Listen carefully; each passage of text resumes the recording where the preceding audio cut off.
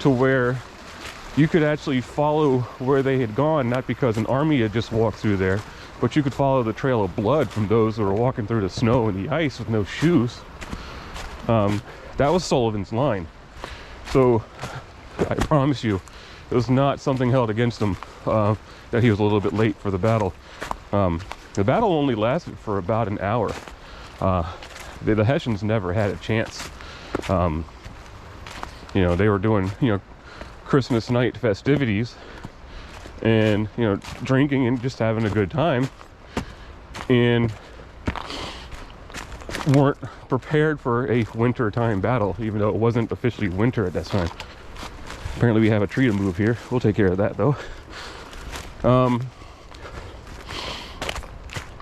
So the key moment in this whole, there's a rock there. The key moment during this battle was involving Colonel Raw. You know, a loyalist had seen the army marching, Washington's army marching towards Trenton, and sent warning to Raw. Raw's servant had actually received it and gave it to him, but he put it in his pocket and said, "We're playing cards. I don't want to be disturbed." And I guess he was very adamant about that. So who knows what would have happened if he would have just read that piece of paper. But it didn't happen. Here's how it happened. And actually, Colonel Raw was mortally wounded during the battle. He was shot in the abdomen, and he survived for a couple hours afterwards, but he did ultimately die. And they found the letter in his coat pocket that the loyalists had written with a warning. So, yeah, what ifs in history. Ask yourselves a lot. What if? What if? You know, you'll never know a true answer, but you'll start to figure things out. All right, so right after the Battle of Trenton, his soldiers, they got a minimal amount of sleep. Washington's soldiers, they got a minimal amount of sleep during this. They had no idea this was even going on. They were basically told after a day's worth of working or being soldiering, I guess that would be a word to use. They were told, "Oh yeah, by the way, we're marching tonight, and it's going to take all night long." So now, you know, they arrive early in the morning, which was the 26th, by the way. So it wasn't actually, it started at the 25th, but ended on the 26th. When they actually win the battle, the spirits are already up, but Washington was not done. Fearing that Cornwallis, who was in Princeton, roughly 15 miles away, I believe, I'm not certain, Cornwallis would hear the news and start immediately, you know, marching his troops right into Trenton to, you know, stop Washington right then and there. So that part actually didn't quite happen yet, but because of the fear of that, what Washington did is he actually marched his army right back across the Delaware River into McConkey's Ferry, where he already was. Oh, there's the entrance right there. So when he's there, now he decides what he needs to do. He's still convinced that Cornwallis is going to leave Princeton and find him now. So what does he do? He actually takes a separate route to Princeton himself, figuring that Cornwallis was already leaving with most, if not all, of his troops to find Washington. So there we go, we got across. When he did that, Cornwallis did actually leave with his army, but there were about 1,500 troops in Princeton at that time. And he mounts an attack at Princeton.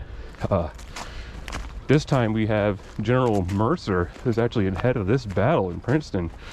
He ends up dying there, unfortunately. Another big battle happened at Fort Mercer, which was named after him after he died. The battle takes place, and there's casualties on both sides. but ultimately the British realize they don't have a chance without any reinforcements, so they surrender. And Princeton is now won. So in a matter of 10 days, you took the army, and who was ragtag, beat up, barely moving, just doesn't have it in them anymore. No morale, nothing. And you turn that around completely in 10 days by winning 2 battles. Morale is now high. And it actually, this was before Princeton. Princeton was actually January 3rd. The Battle of Trenton, when that was done, there was a period of time where we still thought the rest of the army was just going to leave because their contracts were up. But after Trenton, they had decided to go ahead and stay. Most of them did, and continue on the army. But not even that. More importantly, it actually got a lot of people to join in the stead of others who had left already. And these were people who weren't actually into the war yet, but heard what happened in Princeton and Trenton, and decided they needed to help out. So we are now in 1777. Very interesting things happening in 1777. We lose Philadelphia, you could say. Unless you're Ben Franklin, you'd say something different, but we'll get into that. So let's talk about Philadelphia. We know, Congress is there. Philadelphia is definitely a hotbed for revolutionary activity. But in 1777, we lost it to the British. Not only that, but Congress had actually already fled into Yorktown, Pennsylvania. It's now York, Pennsylvania, but it's the same thing then.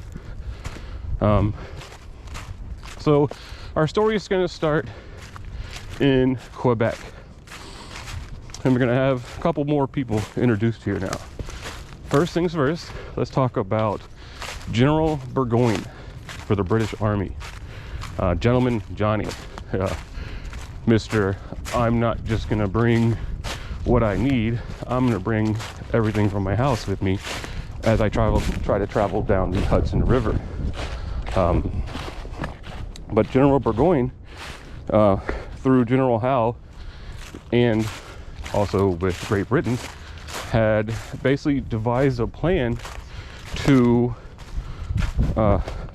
capture the Hudson River, with the belief that if they were successful with the Hudson River, they could actually end the war with one swift blow. They believed that if you separated the New England colonies with the other side of the colonies, with the rest of them, that their communication and supply lines would be completely cut and they wouldn't have a chance.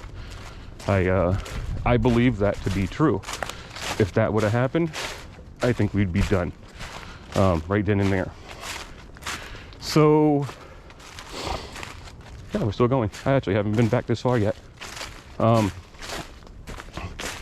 General Burgoyne, sets his plan into motion.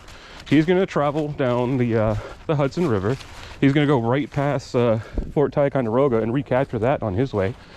But his ultimate goal is to make it to Albany, which New York to Albany, driving wise, about 2 hours. Albany to Ticonderoga, 2 to 3 hours. Albany to Saratoga, about 45 minutes, because that's where Burgoyne had actually already, started marching towards and made it to. The attack on the Hudson was going to be a 3-prong, so basically attack it from 3 sides. Burgoyne was taking the north side, but he had actually sent Colonel St. Leger into Lake Erie and start carving out another path to Albany from there. So basically taking the western side heading east. While General Howe, his part was to sail up the Hudson and, from New York City, and then make it, to Albany and meet everybody there. Well, so the biggest thing that happened during this, or the worst thing that happened during this, was General Howe. General Howe decided, well, I got a better idea. So other than, going with the plan and meeting you in Albany, I'm just going to take Philadelphia. These guys are not prepared to stop me from taking Philadelphia, and that would be the biggest morale blow against the Continentals. You're like, oh wow, they just got our capital type thing. So that's what he does. He goes to Head of Elk in Maryland, which is now called Elkton, and he sails through the Chesapeake Bay to get there, and starts heading up through Delaware, where there's another battle called the Battle of Couch's Bridge. All these battles are just quickly being marched through. Oh, there's a coyote over there. Huh, I'm gonna stay over here. I'm not sure where the trail goes, but I don't want to mess with him. So when he goes through Delaware, he actually stops also in Pennsylvania at a place called Brandywine, on Chad's Ford for the Brandywine Creek. But Brandywine is where there's another battle that comes to play, and we get introduced to another